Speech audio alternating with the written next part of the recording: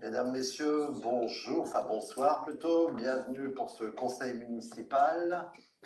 Je vais demander à ce que Madame Chloé Lerin soit élue secrétaire de séance. Y a-t-il des objections, des votes contraires? Je vous remercie. Je vais demander donc à Madame Lerin de faire l'appel. Bonsoir tout le monde. Monsieur Christophe Co. Présent. Monsieur Youssef Bouya. Présent. Madame Aurore Fernandez. Présente. Monsieur Philippe Dorme. Présent. Madame Marianne Vétu. Présente. Monsieur Gilles Waterloo. Présent. Madame Sandy Gomez-Gonzalez. Présente. Monsieur Daniel Herman. Présent. Monsieur Geoffroy Cachmarec. Présent. Madame Mélanie Jarec. Présente. Monsieur Sylvain Gillot. Présent. Madame Malika Obella. Présente. Monsieur Cédric Deboc. Présent. Monsieur Jean-Philippe Pribilski. Présent. Madame Suzette Cachmarec. Oh mon Dieu. Suzette Karamiki, pardon. Donne procuration à Christophe Co. Madame Chloé Lerat, présente. Madame Nawel Delru. Présente. Monsieur Teddy Jacoto. Présent. Madame Nadine Dupire. Présente. Madame Élise Masclé. Présente. Monsieur Ludovic Dartois. Présente. Monsieur Franck Vasseur. Présent. Monsieur Michel Berger. Présent. Madame Sabrina Ferron. Présente. Monsieur Gérard Dukevich. Présent. Madame Annie Andrzejewski. Présente. Monsieur Bruno Limousin. Présent.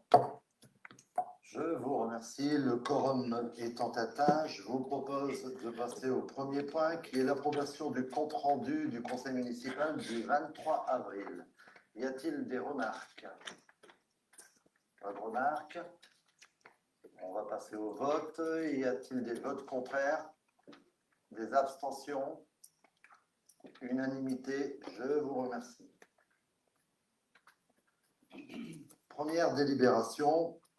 Décision modificative numéro 1. Ah pardon, c'est vrai. Compte rendu des décisions. J'ai trop vite. Vous avez eu le compte rendu des décisions sur les mises à disposition des salles, sur les locations de salles aussi. Y a-t-il des remarques sur ces décisions? Je n'en vois pas. Ce sont des décisions qui ont été prises, donc ça ne se vote pas. C'est des portées à connaissance. Nous passons donc maintenant à la première délibération, qui est une décision modificative numéro 1. Cette décision modificative, elle intervient dans le cadre de dotation de subventions à la fois de création et à la fois de subventions exceptionnelles pour les associations. On y reviendra après dans les délibérations suivantes. Il s'agit d'amender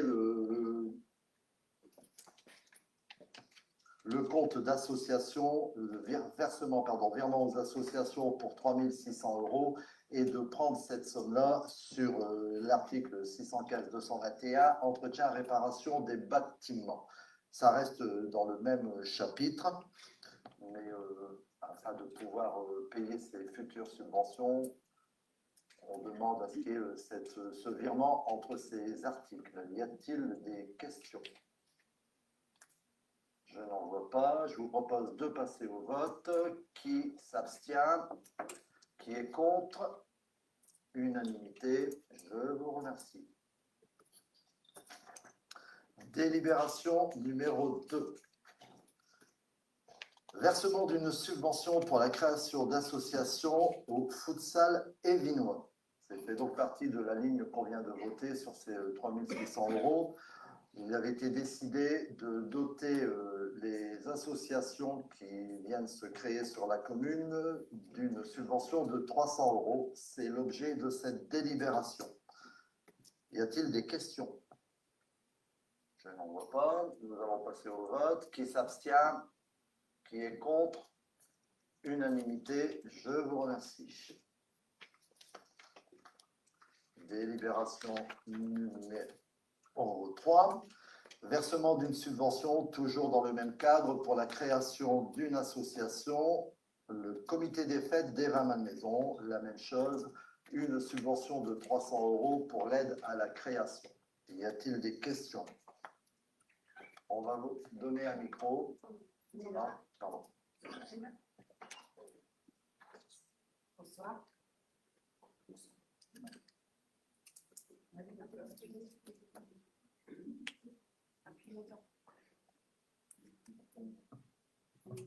Bonsoir.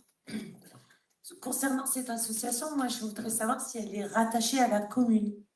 C'est-à-dire, Ben, si elle fait partie de la... Je veux dire, si elle fait partie de la commune, quoi, en fait. Si elle est rattachée à la commune ou si elle est indépendante. Là, comme toute association, c'est une association de 1901 qui est de droit privé, donc indépendant. Après, en effet, il y a des gens qui la proposent qui sont anciennement membres de notre liste. S'il y a eu. Donc,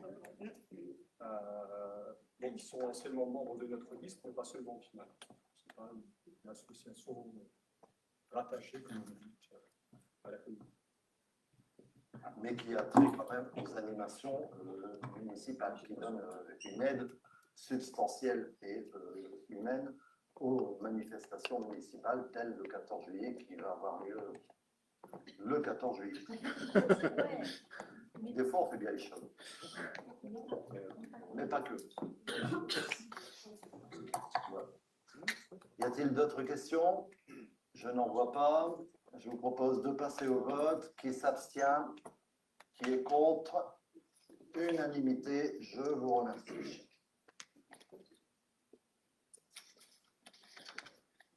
Délibération numéro 4, versement d'une subvention exceptionnelle, donc pour justement le comité des fêtes, et une subvention exceptionnelle d'un montant de 2 500 €.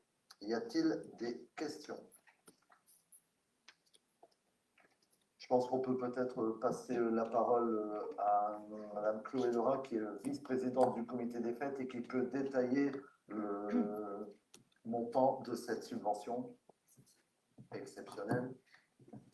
Oui, donc bonjour encore à tous. Dans cette subvention, il y a une friteuse de 321 €. Là, c'est hors taxe.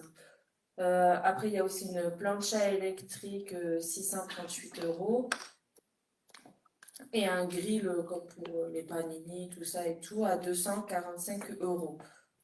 Il y a également aussi une machine à glace à l'italienne d'une valeur de 1 249 €.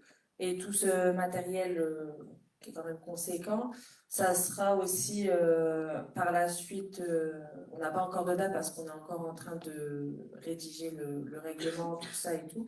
Mais après, ça sera à disposition des associations qui auront adhéré au comité des fêtes pour pouvoir bénéficier de l'allocation de ce matériel. À titre gratuit. Oui, ceux qui auront adhéré. C'est pour ça.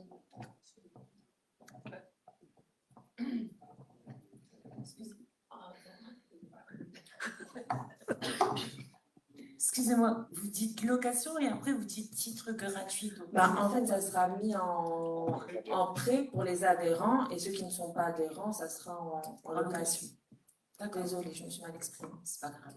Et le but de cette association, c'est quoi exactement du coup? Mis à part d'aider la commune dans ses manifestations. Après, ça reste une association comité des fêtes donc pour dynamiser un peu la ville, faire des événements comme le marché aux puces du 5 septembre, je vais y arriver. Il y a des événements qui sont en lien avec la mairie, il y a des événements indépendants. Et après, c'est pour faire des activités dans toute la ville avec chaque population qui ne peut pas forcément se déplacer aux quatre coins de la ville. D'accord.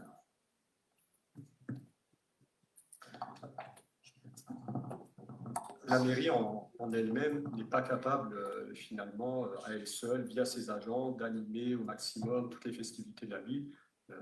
Et c'est pourquoi le comité des fêtes, avec tout ce qu'il va réussir à faire avec les autres associations alignoises, vont pouvoir exercer ce rôle de dynamisme de la ville, en termes de marché, de festivités, etc., etc. Donc c'est un vrai soutien pour la commune. Si je peux ajouter également, c'est un soutien au niveau de la commune, mais aussi à l'ensemble des associations de la commune, puisque tout ce qui va être prêt de matériel à titre gratuit, juste une adhésion à l'année, permettra d'augmenter en fait la qualité des manifestations qu'on va pouvoir faire tout au long de l'année. Si on n'a pas, par exemple, 1300 € pour investir dans une machine à glace italienne, pour une association, c'est un coût extrêmement important. Donc là, en fait, on va pouvoir faire bénéficier beaucoup plus d'associations s'ils adhèrent au comité des fêtes. Oui.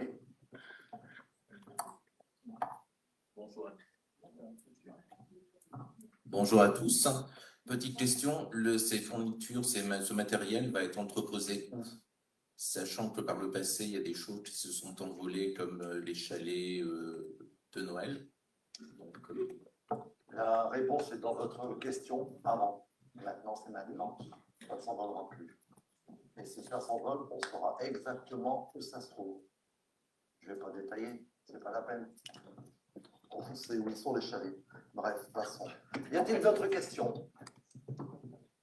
Non, mais il faut dire les choses à un moment aussi, ça va. Bon. Je n'en vois pas, je vous propose de passer au vote. Y a-t-il des abstentions? Des votes contraires?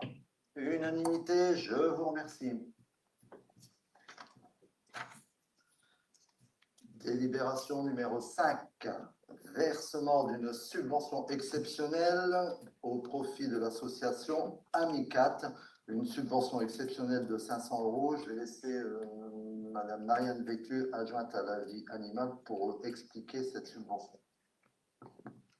Alors, la subvention à Amicat va servir en fait à la campagne de stérilisation qui est en cours, parce qu'en fait, on se rend compte que attraper les chats ou les trapper, ça va, on y arrive, mais derrière, il y a aussi les vermifuges à mettre, il y a aussi certains chats qu'il faut mettre avec du produit antipuce, et d'autres chats, comme ce sont des chats errants, qui ont des blessures, qui ont besoin de soins supplémentaires. Donc, du coup, l'association Amicat nous a demandé une aide financière de ce point de vue-là, en sachant que produits vermifuges et produits puces, c'est 9 € pour un seul chat, et que derrière, en fait, voilà, il y a tous ces traitements qui grimpent au niveau des tarifs assez rapidement, dès qu'il y a besoin d'antibiotiques, etc. C'est tout de suite au-delà de 50 € par chat. Donc, du coup, ils nous ont demandé une petite aide. Je fais un toute petite aparté. À la date du 17 juin, nous avions déjà stérilisé 10 mâles, 14 femelles, donc 4 gestantes, et pris en charge 24 chatons qui sont actuellement dans des familles d'accueil pour après aller vers des adoptions. Mais là, pareil encore, on vaccine, on stérilise, on identifie. Donc tout ça qui s'élève à un coût, pas à la commune puisque c'est avec la convention signée avec 30 millions d'amis, mais actuellement un coût de 2 760 €. Et il nous en reste encore puisqu'on a pris une convention pour permettre la stérilisation de 100 chats, soit 11 000 €. Donc on a encore de la marge et du travail parce que je reçois des messages tous les jours pour les chats. Donc voilà pour les détails de cette délibération. Merci beaucoup. Y a-t-il des questions? Je n'en vois pas. Je vous propose de passer au vote. Qui est contre? Qui s'abstient? Unanimité, je vous remercie. Délibération numéro 6. Rémunération des animateurs ALSH 2026. Vous avez reçu au travers de cette délibération le nouveau tableau proposant les forfaits journaliers.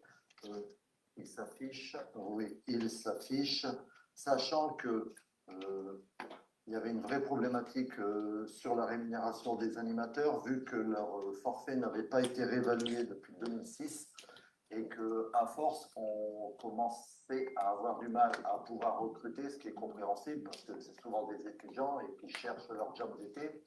Et vu le forfait qui était proposé, les villes aux alentours avaient des propositions financières beaucoup plus intéressantes. On s'est donc renseigné sur les villes voisines. Et on a fait un mix. On ne peut pas s'aligner sur certaines villes, ce qui serait impossible. Et donc, on a quand même fait une belle proposition d'augmentation sur ces forfaits, ce qu'on vous propose donc aujourd'hui. Y a-t-il des questions? Juste savoir, vous avez procédé au recrutement déjà ou...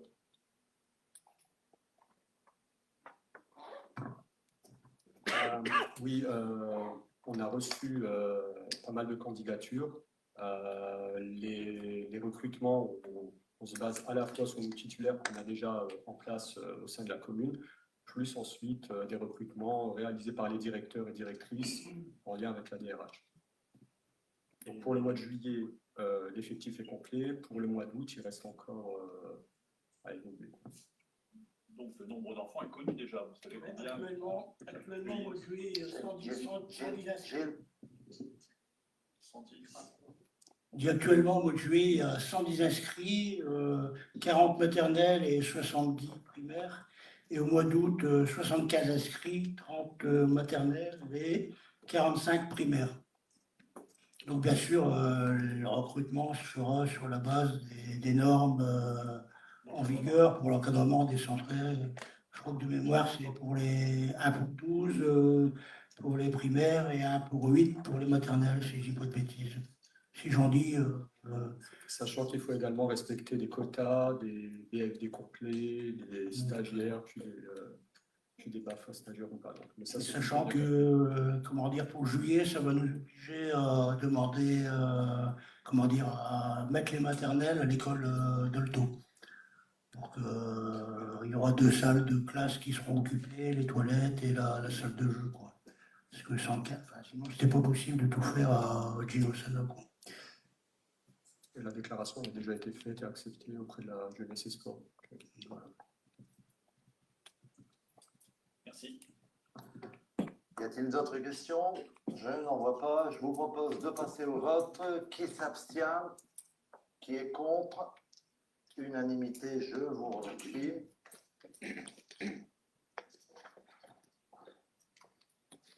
Délibération numéro 7, fonds de concours de la CAC 2025 pour le transport piscine. Comme chaque année, c'est une délibération administrative et de principe. La CAC participe à hauteur de 50% sur le transport des enfants qui se rendent à la piscine. Le coût du transport pour l'année dernière, c'est toujours sur l'année écoulée, le coût du transport pour l'année dernière s'est élevé à 7 888 €. Et donc, la CAC nous propose maintenant un reversement à hauteur de 3 944 €. Y a-t-il des questions? Sachant que l'année dernière, c'est pas couru. C'est ça. À partir de la rentrée, ça coûtera moins cher à la commune. Voilà. Y a-t-il des questions? Je n'en vois pas. Simplement,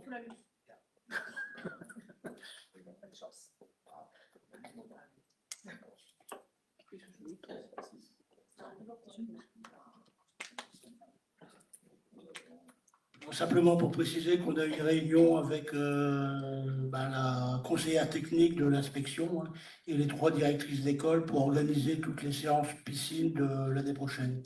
Donc tout est programmé, ce qui nous permet, nous, de tout réserver les bus et tout le monde est ravi de ce qui était proposé, quoi. Je crois même que de mémoire, on en fait un peu plus que ce qui est demandé par l'Éducation nationale. Donc c'est un plus. Voilà. Y a-t-il d'autres questions? Je n'en vois pas. Je vous propose de passer au vote. Qui s'abstient? Qui est contre? Unanimité, je vous remercie. Délibération numéro 8. Tarifs des salles municipales.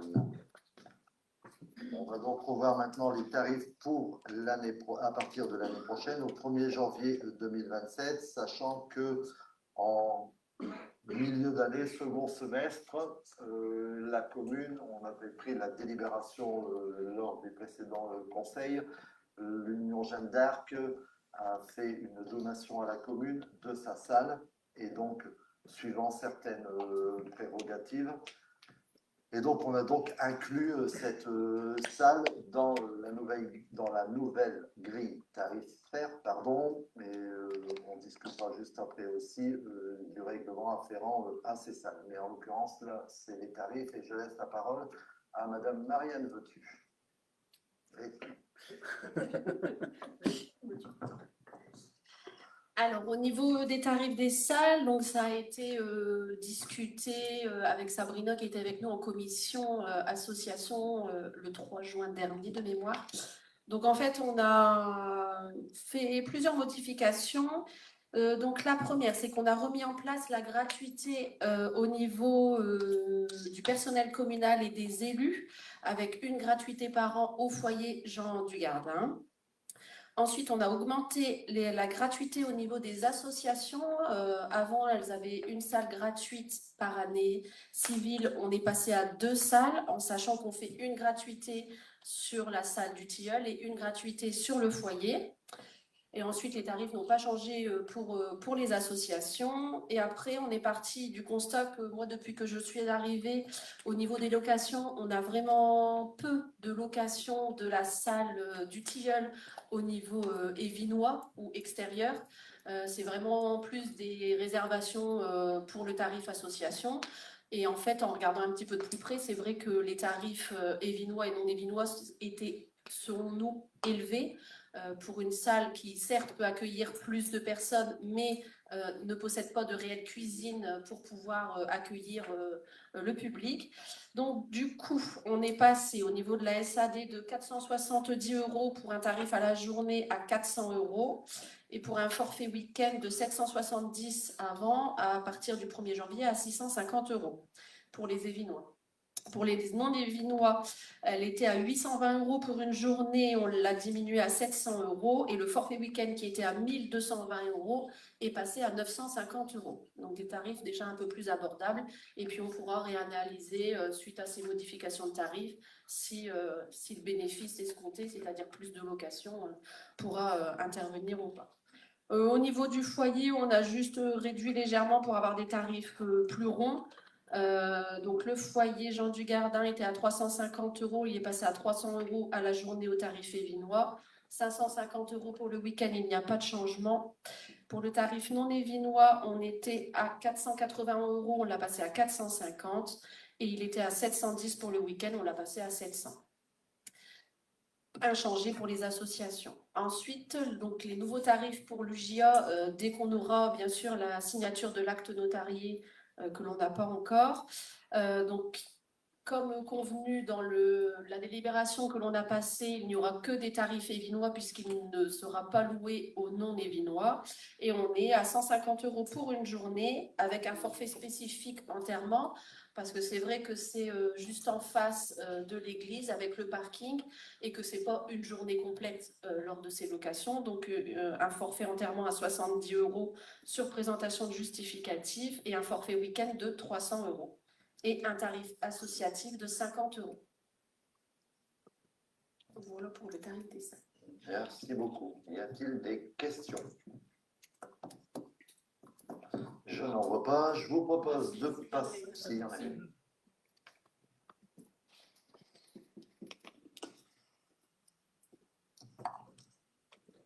Juste une demande d'explication. Pourquoi la future salle Albert Dugardin ne sera pas louée à des non-évinois, avec une priorité bien sûr aux évinois, mais pourquoi? C'était une des conditions de la donation. La donation de l'association qu'on a votée au précédent conseil, il y avait justement un usage réservé exclusivement aux évinois, aux associations, mais pas aux personnes extérieures. Je n'ai pas vu le texte, mais à première vue, d'après ce que je sais, c'est pas tout à fait ça. Mais ce n'est pas la finalité. Mais bon, ça, il faudrait voir avec l'association. Merci. On adaptera auquel cas, mais on va regarder. Y a-t-il d'autres questions? Je n'en vois pas. Je vous propose de passer au vote. Qui s'abstient? Qui est contre? Unanimité. Je vous remercie.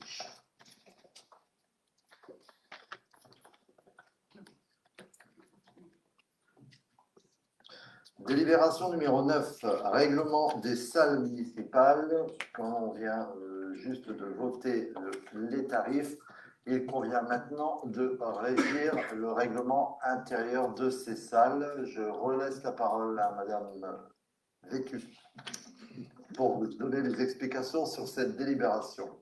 Et vous aviez eu en copie aussi les 3 règlements intérieurs des salles. Alors, du coup, ces règlements, donc on les a retravaillés également en commission association. Ce qui a été important ici, c'était vraiment en fait une uniformisation de ces règlements parce que le règlement du foyer était beaucoup plus récent parce qu'il avait été refait suite aux travaux dans la salle et certains articles n'apparaissaient pas dans les autres règlements. Donc, j'ai souhaité qu'en fait que tous les règlements se ressemblent avec les mêmes articles, la même configuration, le changement du logo.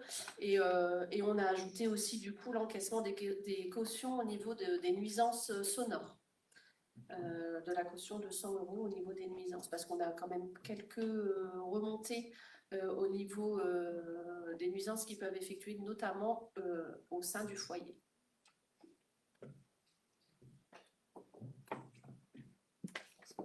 Y a-t-il des questions? Juste comme ça. Ici, tu vois, cette salle, elle est équipée d'un. On va pas, je suis désolé, on ne va pas entendre sur la retransmission s'il n'y a pas de micro. C'est ouvert. Ici, la salle est équipée d'un système qui permet de mesurer le bruit. Est-ce que la salle de l'UJA sera elle-même équipée d'un tel dispositif?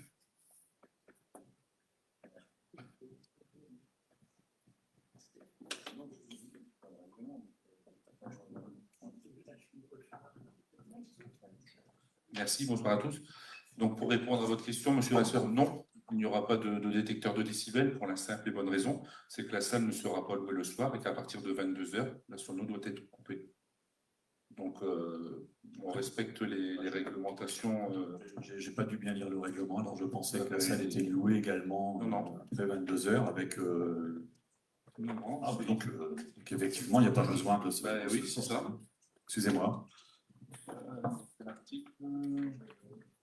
L'article, oui, voilà, article 11. À 22 h, la musique doit être arrêtée. Il est stipulé dans le règlement, pas besoin de mettre de détecteur de décibels. Voilà. Je vais reprendre la parole. J'ai le courrier de l'Union Jeanne d'Arc. Donc, l'association est propriétaire du local. Le bureau propose de faire donation de ce bien immobilier à la commune d'Eva Malmaison en ajoutant les consignes d'utilisation. Le bien de la présente donation sera affecté à un usage à caractère culturel, social ou éducatif au bénéfice des écoles, des associations évinoises et des évinois. Le bien doit être conservé dans son ensemble actuel, mais donc il n'y a pas ce... Alors on peut extrapoler en disant ça peut être ouvert à tous, mais c'était bien stipulé association et à destination des évinois.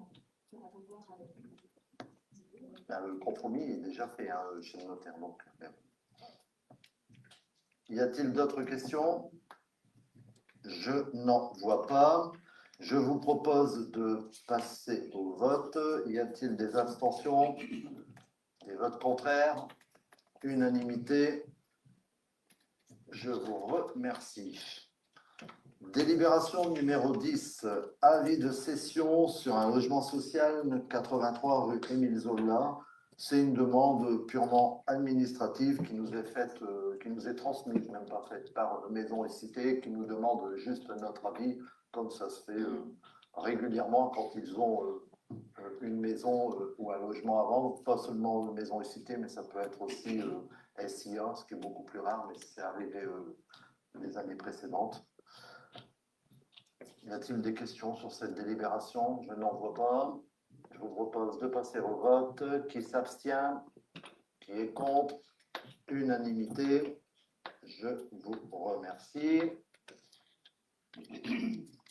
Délibération numéro 11. Adhésion à la mission bassin minier.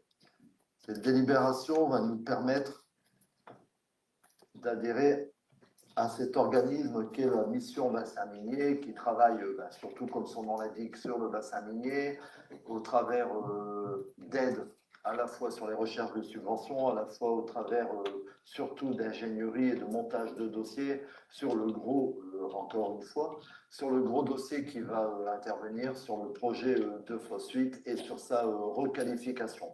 Donc, c'est une aide qui nous sera apportée. On a rendez-vous la semaine prochaine avec les responsables de cette structure.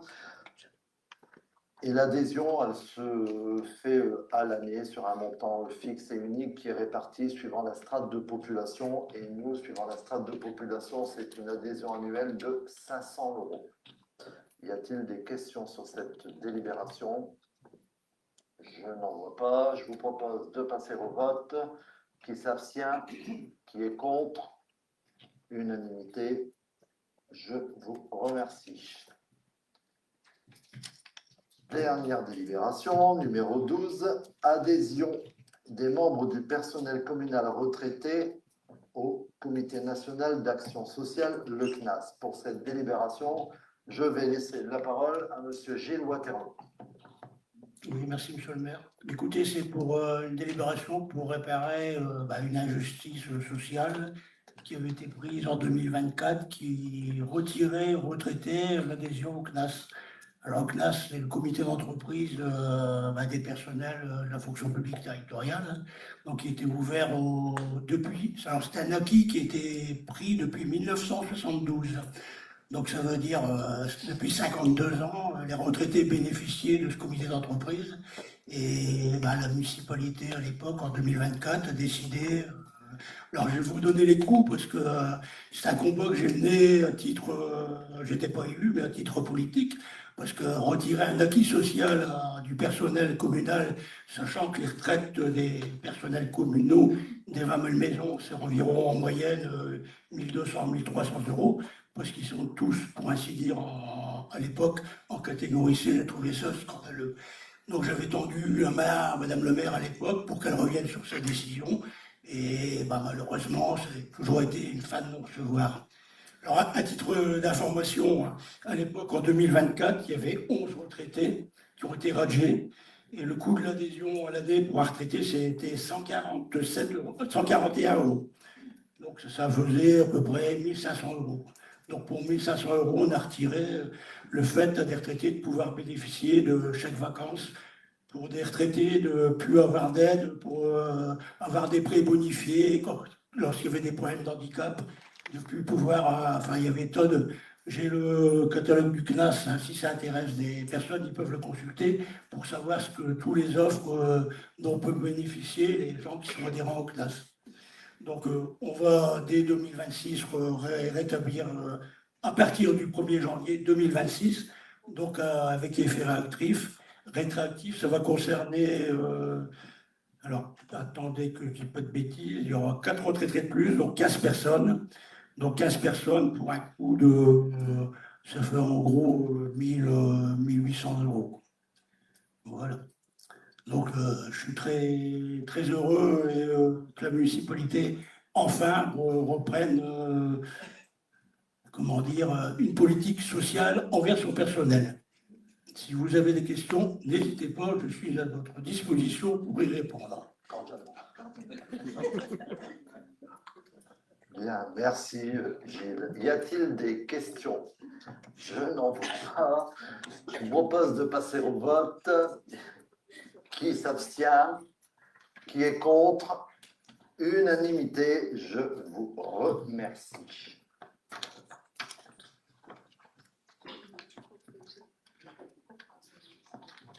Nous allons passer maintenant, alors, des questions diverses. Nous n'avons pas reçu de questions de notre groupe.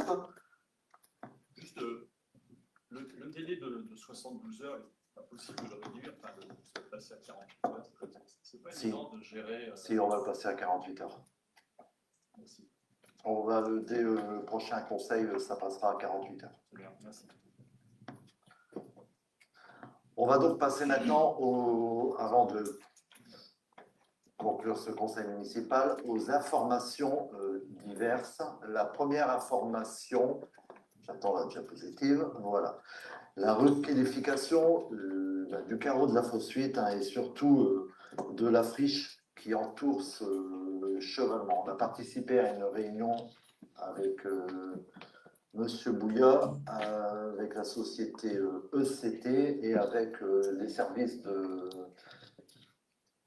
la CAC, je me trompe, de la CAC pour ces travaux. Alors, comme on l'a expliqué depuis quelques conseils, c'est un très très gros projet. Nous sommes maintenant propriétaires de ce carreau de fosse 8 et il y a des travaux qui vont être engagés dès cet automne. Ça y est, c'est parti, c'est officiel pour à peu près un gros hectare, on va dire. Tout ce qui est, vous l'avez en photo, je ne sais pas si on le voit bien, tout ce qui va être requalification paysagère autour du chevalement dans un premier temps.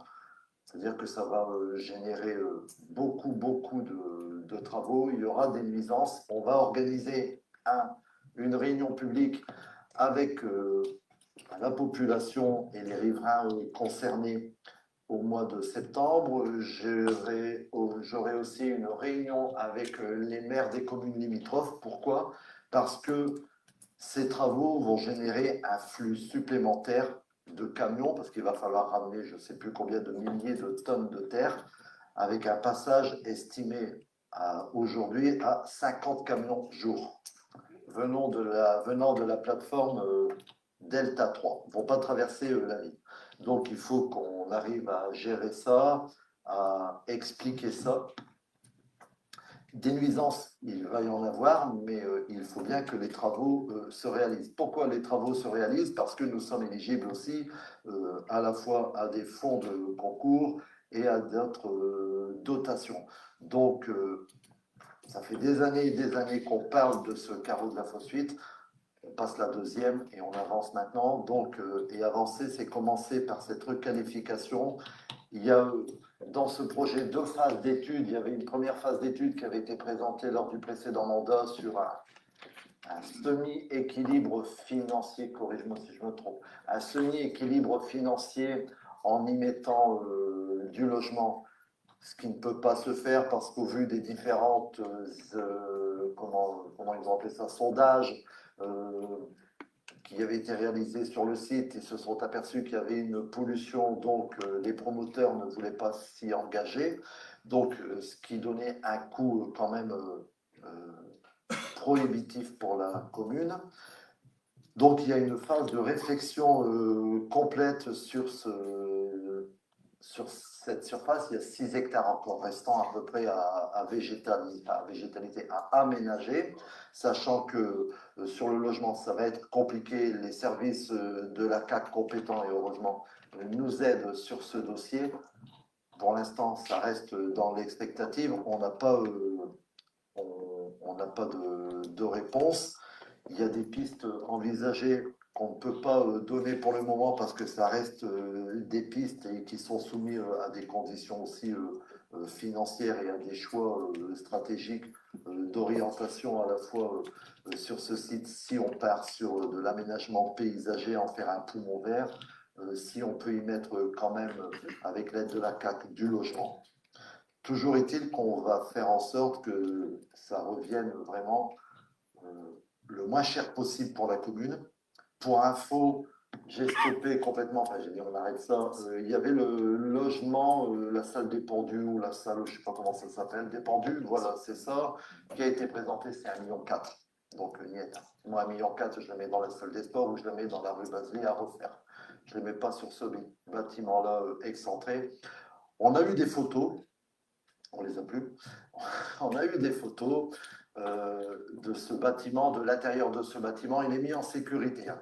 Mais la sécurité de ce bâtiment, il est surété. Donc, c'est même pas la peine de pouvoir y rentrer. Et voilà, de toute façon, le coût de rénovation de ce bâtiment, 1,4 million, c'est beaucoup trop cher pour la commune, pour ce qu'on veut en faire, qu'il devait en devenir à l'origine. Il me semble que ça allait être un local association, un truc comme ça, un bâtiment associatif. Donc voilà, donc non, pour l'instant, il sera sécurisé, entouré, hein, pour pas qu'il y ait de problème d'accident, mais on s'oriente sur quelque chose de très minéral, très paysager sur ce site. C'est tout ce que malheureusement on peut vous dire à l'instant.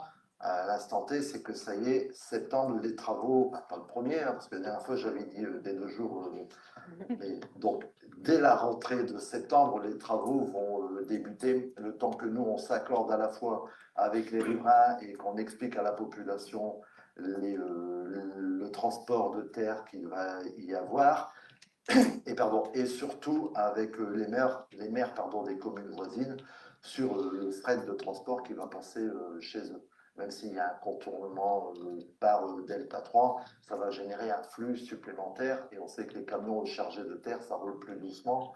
Donc voilà.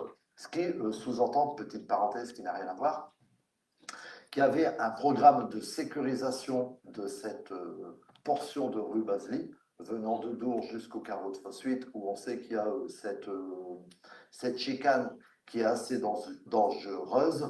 On avait des projets pour la rentrée de septembre de sécurité davantage par l'ajout de mobilier urbain à la fois ou d'Odane ou Saint-Berninois.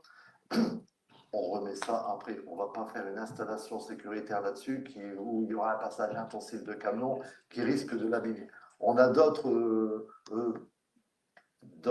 idées pour sécuriser. Il y aura le policier municipal qui sera en place à partir de septembre. Donc, il y aura une vigilance plus accrue qui sera donnée sur cette portion de route.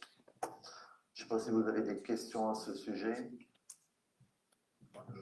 Le litige avec l'entreprise STB, il y a un litige, il me semble, il est réglé, il est en passe de lettres.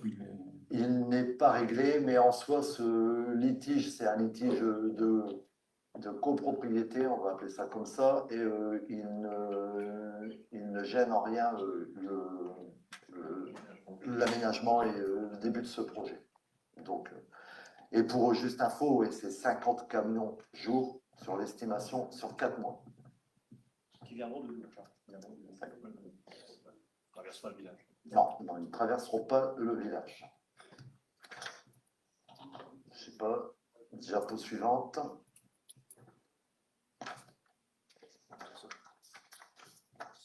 Ouais.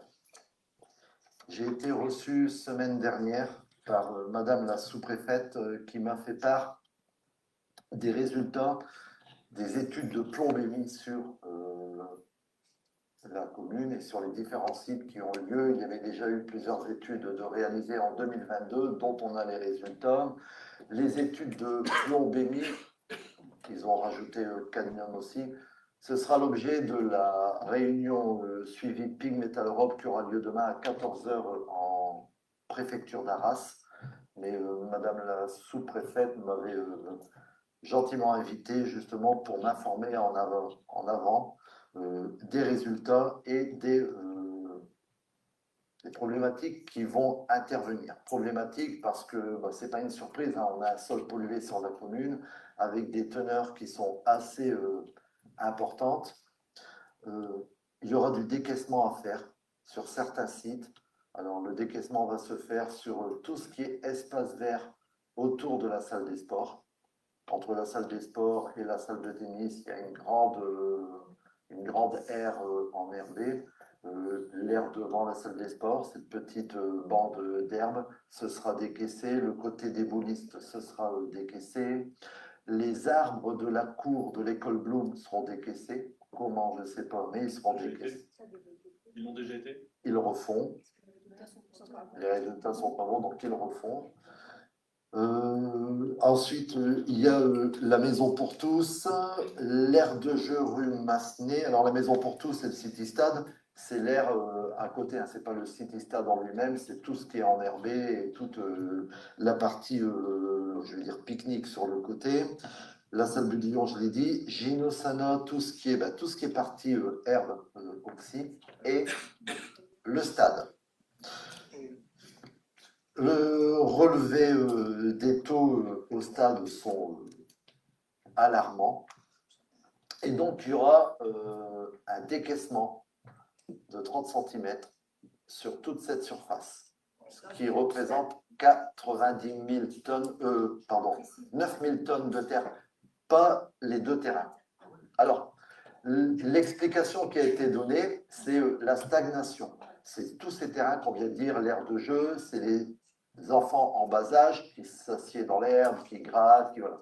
Les terrains, les 2 terrains de foot sont considérés comme praticables parce que on n'y stagne pas. Il n'y a pas de petits enfants qui y viennent. Les 9000 tonnes de terre qui vont être décaissées, c'est tout le stade, tout le contour. Donc du grillage jusqu'au terrain, de chaque côté, de part et d'autre. Ça va générer une grosse gêne. Ça a un coût non négligeable, 970 000 €, pris en charge par l'État complètement. Ces travaux vont se faire au coup par coup. Je veux dire, les travaux dans les cours d'école vont se faire pendant les vacances scolaires. Le stade, c'est beaucoup plus problématique. Le stade, ça se fera, donc la date est bloquée, juillet-août 2027. Donc on s'arrangera à ce moment-là parce qu'il va falloir mettre, je ne sais pas si vous êtes allé au stade récemment, là où il y a le chapiteau, là sur le côté, on a fait l'inauguration, on a planté l'arbre en souvenir de l'esclavage, enfin, contre l'esclavage. Tout ça, ça va être décaissé.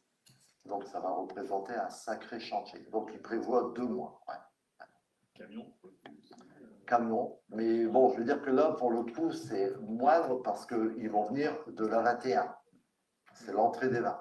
La problématique, c'est l'angle de passage à ce moment-là. Il faudra y réfléchir parce que l'angle de braquage, il va pas être voilà. Mais enfin, encore une fois, c'est une question de santé publique. Donc, c'est une des prérogatives de l'État aussi. Il faut s'y conformer. Donc, c'est de faire en sorte que ça se passe le mieux possible. Demain, il y a une réunion en préfecture avec le préfet et tous les organismes présents. Ils participeront Geoffroy en sa qualité de conseiller délégué à l'environnement et Youssef en tant que premier adjoint. J'y serai logiquement aussi, où ils auront un peu plus d'informations détaillées. En l'espèce, il y a quand même une bonne nouvelle aussi. On a parlé, enfin j'ai vu ça il y a un moment, sur la canicule, que la seule possibilité pour les enfants de l'école maternelle, c'était de pouvoir intégrer ce petit ce parterre où il y a des arbres, où il y a le toboggan. L'autre côté. Les résultats se montrent concluants et ils sont positifs. Donc à partir de la rentrée, les enfants pourront réutiliser. Comme quoi, quand on change, quand on décaisse et qu'ils remettent de la terre saine, on arrive à des taux relativement corrects. Une fois qu'on a tous ces éléments, bien entendu, on les communiquera parce que, voilà, encore une fois, ça va être un gros dossier à traiter et à mettre en place parce que ça veut dire qu'en attendant, il faudra veiller à la sécurité. Je pense notamment à l'aire de jeu rue Massenet. Il ne faut pas la faire n'importe quand non plus parce qu'elle est fréquentée. Et donc, il faut voir sur des problématiques un peu plus techniques, quand ils vont décaisser, je vais exagérer, mais 30 cm, ils vont arriver aux fondations des grillages. Voilà, il y a toutes ces choses à surveiller. Il y a des passages d'huissiers à faire avant, et je pense notamment au stade aussi, parce que il y a toutes les bordurations, toutes ces choses-là. Et c'est pareil, il y a des camions qui vont ramener la terre, ça a un poids certain. Pas sûr que le macadam à l'entrée résiste longtemps à ce passage. Donc voilà. Mais tout ça, ce sera bien entendu revu avec les services compétents de l'État, avec l'ADEME qui est en charge de toutes ces prérogatives. Et on reviendra vers vous à ce moment-là. Je ne sais pas si j'ai oublié quelque chose. J'ai fait le tour. Je n'ai plus d'autres informations pour le moment, hormis ce qui s'affiche. Il y avait une balade canine qui était prévue dimanche matin, mais en raison de la forte chaleur, elle est annulée, elle sera reportée en septembre. L'autre affiche, je ne la vois pas, elle est à l'envers. La rencontre, c'est sur le 28, sur la place de la Cité des Victoires. Non, pas des Victoires, des employés. Cité des employés. Et je l'ai là. J'ai rien dit. Et ensuite, on a une animation estivale le 4 juillet, qui s'appelle animation estivale parce que la commune n'était pas inscrite pour les quartiers d'été. L'inscription n'a pas été faite. Donc, et nous, quand on est arrivé, il était trop tard, on n'a pas pu. Donc, on fait le même genre d'animation, mais ça n'a pas le droit de s'appeler les quartiers d'été. Et, pardon, et c'est à nos frais, mais bon, si avec ça. Et sinon, bien sûr, le 14 juillet, en partenariat avec le comité des fêtes, justement, où sur cette journée, Sandy, si tu peux expliquer un peu les animations et ce qui est prévu. Alors bonsoir à tous, merci monsieur le maire. Effectivement, le 14 juillet, donc à partir de 15h jusqu'à 21h, il y aura des châteaux gonflables pour les enfants. Ensuite, il y aura un marché nocturne aussi qui sera présent de 16h à 23h. Il y aura un bal populaire à partir de 18h30 jusqu'à 1h au matin. Donc il y aura un chapiteau avec un DJ. Nous aurons une friterie sur place aussi. Donc voilà, on espère avoir du monde ce jour-là. Et à 23h, le feu d'artifice.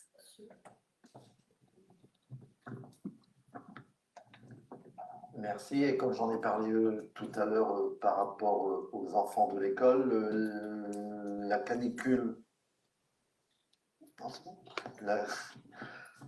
il y a une action qui est mise en place justement par le CCAS pour la canicule. Je vais te laisser la parole. Au revoir. Oui, merci Monsieur le maire. Oui, donc depuis ce matin, certains membres du conseil d'administration du CCAS et certains volontaires ont fait le tour un petit peu des personnes de plus de 70 ans.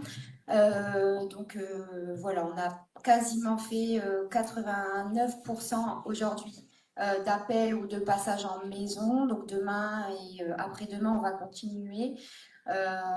Voilà, pour demander à ce que les personnes s'hydratent bien, restent bien à l'ombre, etc.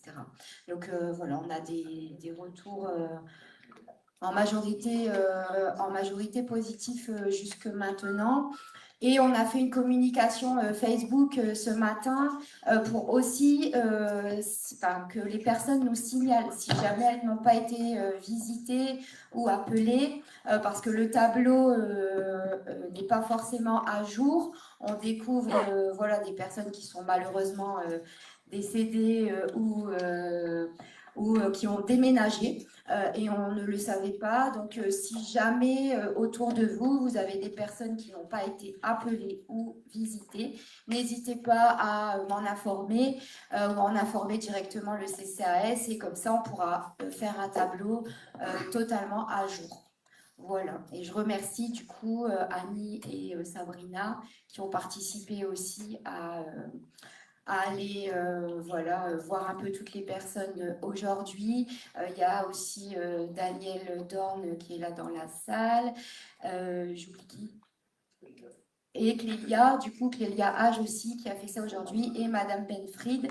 Voilà, et puis une partie de l'équipe aujourd'hui aussi, on a appelé en mairie et on a même fait participer les petites qui ont appelé aussi les personnes et qui étaient très contentes. Voilà.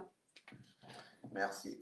Quand on découvre les personnes âgées, on apprend qu'elles sont décédées et on ne les découvre pas. Mais écoute, non, mais c'est ça.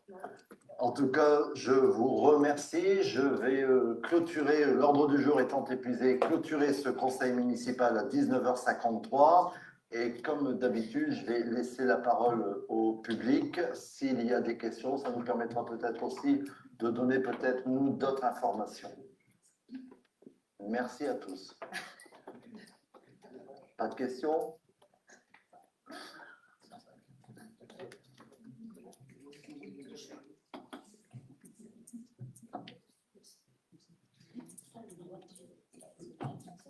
Pas de questions. On a fait un grand chelem aujourd'hui. Écoutez, s'il n'y a pas de questions, on avait encore quelques petites infos, mais bon, on les réserve pour plus tard. On va spoiler un peu, on va faire, il y aura du monde au prochain conseil municipal. On a rencontré les services de la perception. Rencontrer, c'était le mot. On a rencontré le receveur ainsi que ses deux adjointes. On aurait dû, je vous assure, on aurait dû enregistrer. Parce que ça valait son pesant d'or. Et c'est un mauvais jeu de mots, pesant d'or. On en a gros, comme diraient certains. Ça a été assez compliqué et assez complexe sur une précédente gestion, mais il faudra quand même, je ne veux pas qu'on répète toujours pas nous, mais il va falloir quand même qu'on en parle très sérieusement parce que ça laisse quand même des grosses difficultés à venir. J'excuse en rien, encore une fois. On est là, il n'y a personne qui nous a mis un pistolet sur la tempe pour se présenter, donc on est là, on assume, mais à un moment, il va falloir dire les choses quand même, quoi, parce que, à part honteux, je ne vois pas d'autre mot pour rester poli, parce qu'on est en salle de conseil municipal, j'emploierai un autre mot sinon. Je vous remercie tous, et maintenant, comme le veut la tradition, je vous propose, pour clôturer ce conseil avant les vacances, de boire le verre de l'amitié ensemble. Merci à tous.